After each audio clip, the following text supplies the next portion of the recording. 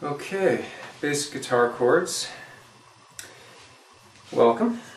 Here's a note to tune to. I'm hitting my 1, 2, 3, 4 string 5, which is called A.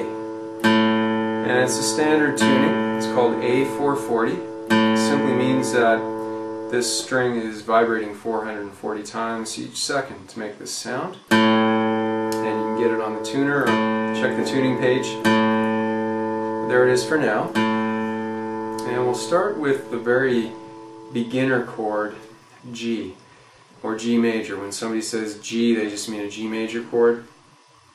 And these are the frets, 1, 2, 3, 4, 5, etc. The dots are the odd numbers, 3, 5, 7, 9. Your fingers are numbered 1, 2, 3, 4. We don't count the thumb. You're going to take your third finger and put it on the 3rd fret. The frets are actually the wires themselves, but we're going to play it at the 3rd fret like this. And you're going to press down. To press down, there's a sliver between the fret and your finger. You don't want to be like this, more like that. And you hit 4 strings. Yeah, so don't be back here either because you won't get a good sound. You want to be this way, get a better sound. Get that note to ring. And when you play the actual chord, you're going to strum downwards to the floor for now. 1, 2, 3, 4 strings, like that. You want to get as clear a sound as possible. Okay? So that's the G chord, and then you can work through the other ones. And now we're going to try, another tip, just in case your guitar feels tough for you to play or anything like that. You can use, this is called a capo. You get them at music stores. And you can clamp them on wherever you want, 2nd or 3rd fret usually. And then that would become the beginning of your guitar. So like for example now this chord, an A minor chord, 1st finger on fret 1, string 2. Salute finger on string 4, fret 2. 3rd finger, 3rd string, fret 2. And this chord happens to be 5 strings. 1, 2, 3, 4, 5. 5 strings like that. Okay. And again, you don't want to be bending or collapsing your fingers. Try to keep them straight on as possible. Not back here, over there. And what the capo does is it may make it a little easier for you to press down than without the capo. So that's just a tip. Another thing is to keep your nails pretty short. If you bite your nails, well, you have no problem. But if you don't, if you clip them too short, sometimes it can hurt. So I just use like a file. You can use a nail file like that, just to get them a little shorter, so that you can press straight down. And especially in the beginning, when you're learning, you don't have any calluses. Calluses are just, the skin gets a little thicker, a little tougher, so that when you push down, you can get that clearance on the strings. You're not touching other strings, so that everything can ring through clearly. And that's the goal. You want to, with this A minor chord, look at it as a picture. Look at these guitar chords as pictures on the guitar, shapes.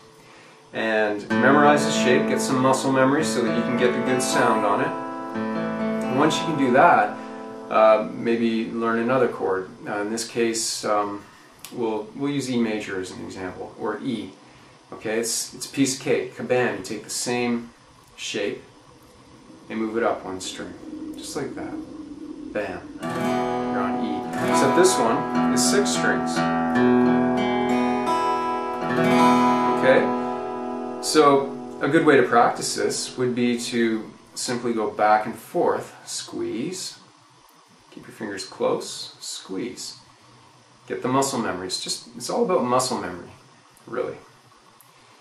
And if you can practice every day doing this, you can even do this in front of the telly, watching TV, just to get that muscle memory in your fretting hand, going back and forth between the chords, just like that. And once you think you've got that, then the next thing to practice would be strumming each chord. Remember, this one's 5 strings, be careful of that. This one's 6, okay? Just strum downwards. Don't worry about a good beat or anything right now.